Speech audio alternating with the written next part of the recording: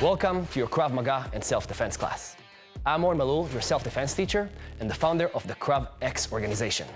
By the end of this class, we're going to teach you basic and practical moves of self-defense that can save your life. We're going to analyze real-life scenarios caught on tape and teach you what can you do in those life-threatening situations.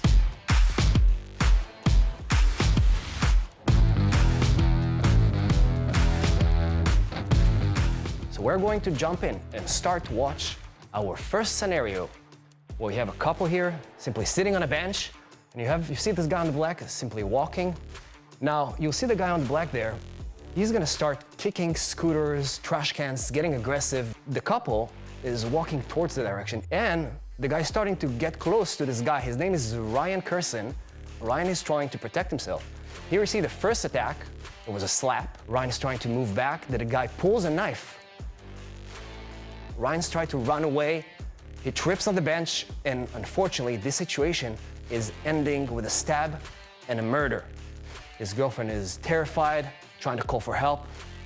This situation, fraction of a second. You see how it escalates quick just because he was looking towards the direction of the attacker. You never know what can happen. So we're gonna call Eden in Ilala to join me in order to learn 3 self-defense lessons that are extremely important from this incident.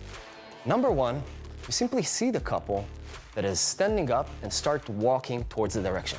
But lesson number 1, we call it situational awareness. Simply being aware of your surrounding.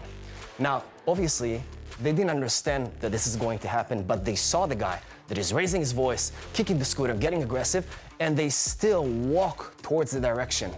Now, guys, this is obvious because I don't have to teach you guys that running away is the first instinct of any human being, but still important to understand. Now, running away is also not always the solution, because you saw Ryan tried to run away and unfortunately tripped. So Eden, our attacker, and what you want to do when you're understanding there's something going on, okay?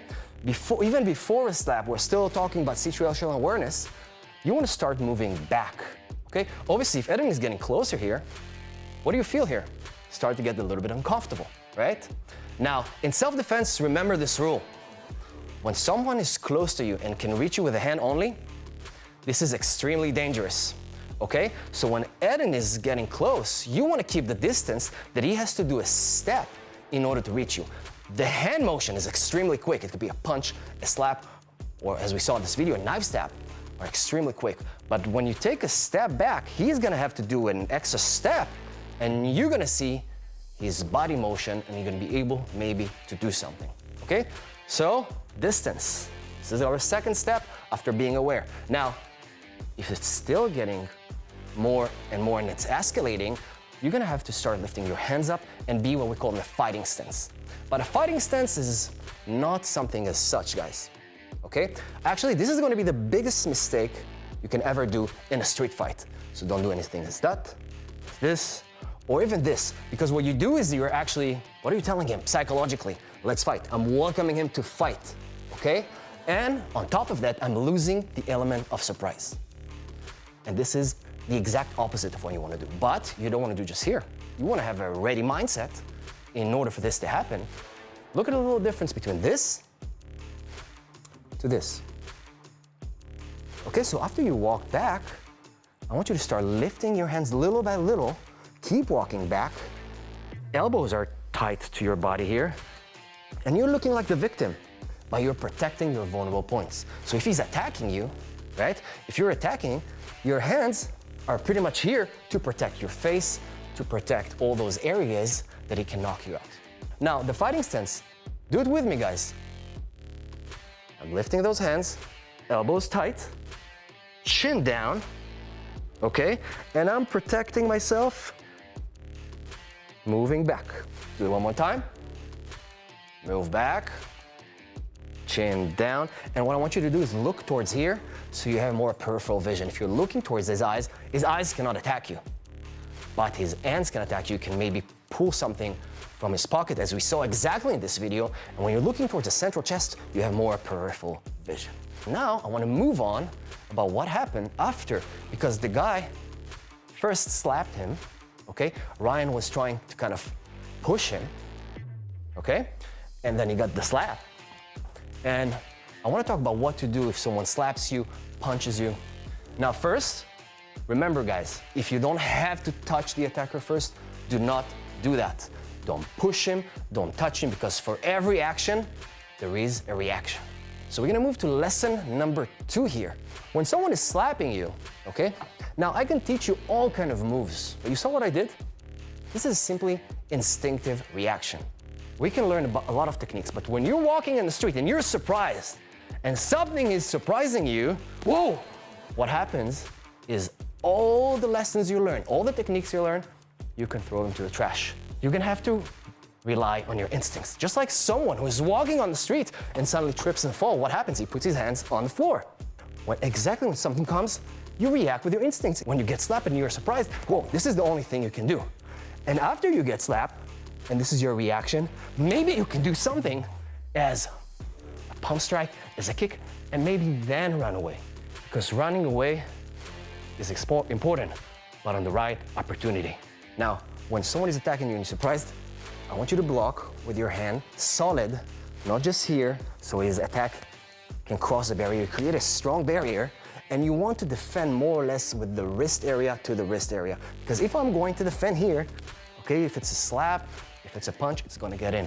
And pay attention, this move that happened, it started with a slap, and later on was a stab. It could be a punch. This move represents the most common attack in a street fight ever. After watching hundreds of security camera footage, this is the most common attack. Now, Eden is going to try to reach you. Remember, you're in your fighting stance, you walk back, so you have some time, and when he's attacking you, there you go. Okay, more solid, let's do it again. Excellent. You can also move back. This is natural. Now, Eden, I want you to attack her a couple of times and let your mind react, try to follow those principles of 90 degrees, wrist to wrist and solid defend. Let's go. Nice. Excellent. So I got a question for you. Did you think while you were performing all those moves? Not at all. So you gotta trust your mind, because this is simply gonna happen. And obviously, once again, you gotta practice it. You gotta learn it. And I recommend you guys go to a certified instructor and learn it step by step. Practice it, get it into your muscle memory. Lesson number 3. What happens if someone actually pulls a knife and stabs you? Dealing with a knife is extremely hard. Extremely hard. And be prepared. You're gonna get cut. Okay, be prepared, you can get injured. But we're gonna teach you principles that if you be able to implement, it can save your life. If he pulls a knife now, and I'm gonna simply react with my instincts, which can happen, and I'm gonna keep reacting with my instinct and I'm gonna get cut, I'm gonna get stabbed, he's motivated, he's going for this knife attack, and this is not gonna solve it. So when I see the knife, yes, I could react maybe once with my instincts because I don't have a choice, because I'm surprised. But here we're gonna teach you a technique, what we call the dive in, to control and neutralize the attacker. Okay, it looks like this. First, please leave me alone, leave me alone.